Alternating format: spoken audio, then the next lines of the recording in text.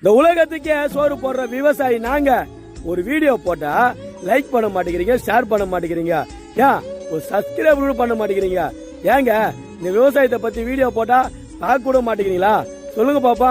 ஏங்க ஒரு சப்ஸ்கிரைப் பண்ணி விடுங்களா, விவசாயி நாங்களும் வளர்ந்து மேலே ஏறி வரமே.